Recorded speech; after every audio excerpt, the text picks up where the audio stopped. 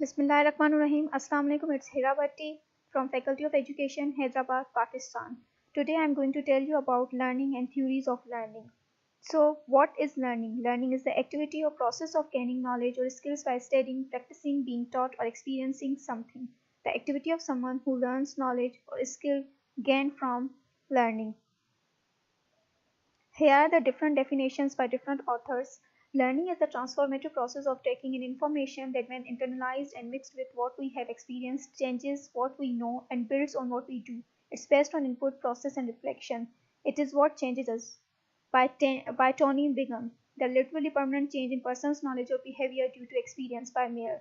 A process that leads to change which occurs as a result of experience and increases the potential improved performance in future learning by Susan Ambrose. So different people use different words to define learning within the educational psychology, but in general we are talking about a step-by-step process in which an individual experiences permanent lasting changes in knowledge and behaviors. So let's go through a few theories of learning you might hear about in the field of educational psychology. Here are some different theories. There are 5 theories. The first theory is behaviorism theory. It is confined to observable and measurable behavior. Learning is defined by the outward expression of new behavior and context independent. It focuses on the observable behavior, and in changes in behavior demonstrates some learning. In behaviorism, behaviorists describe conditioning as a universal learning process, dividing it into 2 types: classical conditioning by Paul, and second one is the operant conditioning by B.F. Skinner. They both have hypothesized that learning is a change in observable behavior caused by external stimuli in the environment. The first conditioning is the classical conditioning. It is a learning to associate a particular thing in our environment with a prediction of what will happen next.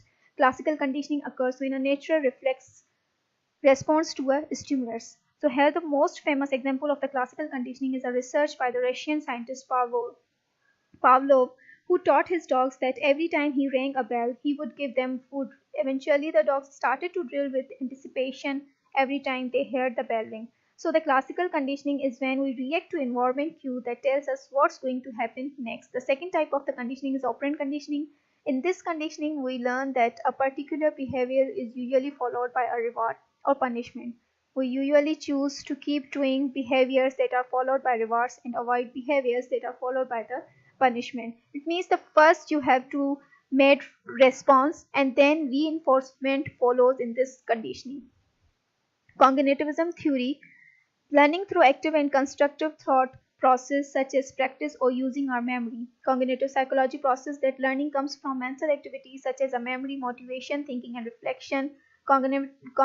It believes that learning is an internal process that depends on a learner's capacity, motivation, and determination. So in this process, the learning was entirely inside your mind and did not involve any physical motions or behaviors. It was all cognitive, meaning an internal thought process. Social learning theory. Learning does not occur solely within the learner but in the group and community in which they work. Learning is a shared process that takes place through observing, working together, being part of the group, which includes colleagues of varying levels of experience able to stimulate each other's development. Learning takes place through observation and sensorial experiences. Means in this theory, you construct your own knowledge based on their individuals. Social constructive takes place through experiments and experiences. In social constructivism, knowledge is actively constructed. Learning is a search for meaning by the learner, contextualized and inherently social activity, dialogic and recursive, the responsibility of the learner. The last one is humanistic theory. All students are intrinsically motivated to self-actualize or learn. Learning is dependent upon the meeting and hierarchy of the needs and physiological, psychological, and intellectual. Learning should be reinforced. Thank you for listening.